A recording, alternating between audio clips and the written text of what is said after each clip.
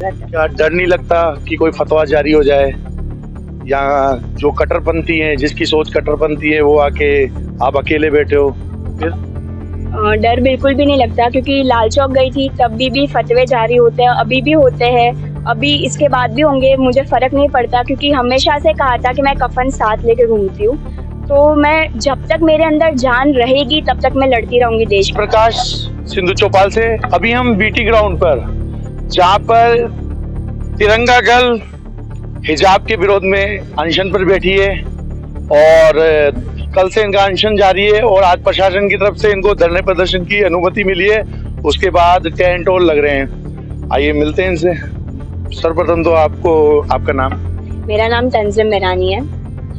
तो ये जो आप हिजाब के जो विरोध के लिए जो बैठे हैं, आखिर विजन क्या है, क्या सोच है आपकी? मैं आज 3 मुद्दों के लिए बैठी हूँ। फर्स्ट, हिजाब बैन होना चाहिए एजुकेशनल इंस्टीट्यूशंस के अंदर। सेकंड, यूसीसी जल्द से जल्द लागू होना चाहिए, और सीएए जल्द से जल्द लागू होना चाहिए। तो ये हिजाब के लिए आपका उद्देश्य क्या है आखिर? ये आप, क्योंकि आपके धर्म से जुड़ा हुआ मुद्दा है, तो आपके मन में ऐसी भावना क्यों है कि इस संबंध में ये कि इसके ऊपर बैन लगना चाहिए? हमारे कॉन्स्टिट्यूशन में एक राइट है, आर्टिकल 14, राइट टू इक्वालिटी, जिसमें हर एक इंडिविजुअल इक्वल है। बट जब हम एजुकेशनल इंस्टीट्यूशन में जाते हैं तो बच्चे वहाँ पढ़ने जाते हैं, नॉलेज लेने जाते हैं, ना कि वो धर्म सीखने जाते हैं। तो जब वहाँ लड़कियाँ हिजाब पहन के जाती है तो it's not proper thing, because वहाँ एजुकेशन लेने जाना है, धर्म सीखने नहीं जाना है। तो एजुकेशन लेने जाता है हर बच्चा, वो इक्वल होना चाहिए और उसे एक यूनिफॉर्म कोड फॉलो करना चाहिए। यूसीसी के बारे में, जबकि आपके तो इस्लाम में लोग तो इस्लाम के बारे में बोलते हैं कि भाई हम तो इस्लाम से चलेंगे, तो यूसीसी लागू होने के बाद जो विशेष अधिकार है वो तो खत्म हो जाएंगे, तो आप कैसे यूसीसी का विरोध?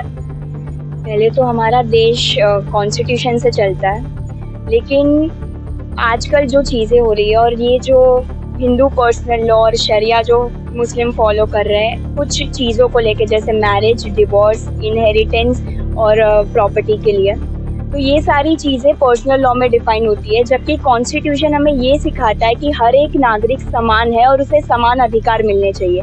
लेकिन अगर हम हिंदू कोड बिल की बात करें, हम मुस्लिम के पर्सनल लॉज की बात करें, तो दोनों में डिफरेंशिएट है। तो वो डिफरेंशिएट हटाने के लिए यूसीसी का आना बहुत इम्पॉर्टेंट है, ताकि हम लोग सारे इंडिविजुअल को इक्वल राइट्स दे सके, जो हमारे कॉन्स्टिट्यूशन में आर्टिकल 14 डिफाइन करता है। आप सीए की बात कर रहे हो, आप सीए लागू करने की बात कर रहे हो। सीए तो मतलब समझ लो कि जो मुस्लिम कंट्रीज हैं वहाँ पे अल्पसंख्यक हिंदू, उनके लिए बना हुआ है, और उसका तो मुस्लिम समाज बहुत विरोध कर रहा है, तो उसके पीछे क्या विजन है आप? पहले तो हमें ये समझना होगा कि सीए किसी की नागरिकता छीनता नहीं है, बल्कि वो प्रोवाइड करता है।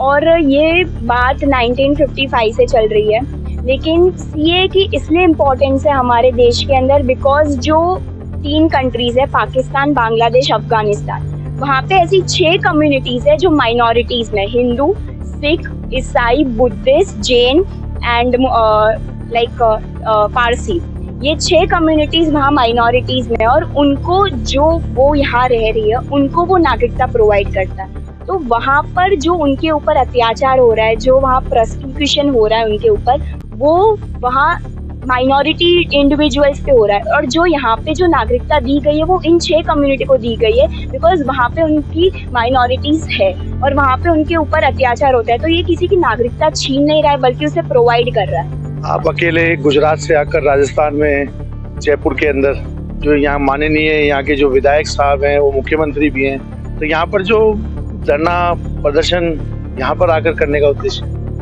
यहाँ पे आने का उद्देश्य इसलिए क्योंकि 28 या 29 समथिंग डेट को हिजाब का मामला हुआ था राजस्थान में, और मैं ऐसा नहीं ये स्टेट ही को पर्सनली चूज कर रही हूँ। मैं यहाँ पे होने के बाद मैं हर एक स्टेट में जाऊँगी, ये मूवमेंट सक्सेसफुल होने के बाद, और मैं हर एक स्टेट में जाके ये प्रोटेस्ट करूँगी, क्योंकि इस चीज़ की देश के अंदर बहुत ज़रूरत है। क्या डर नहीं लगता कि कोई फतवा जारी हो जाए, या जो कट्टरपंथी हैं, जिसकी सोच कट्टरपंथी है, वो आके आप अकेले बैठे हो फिर?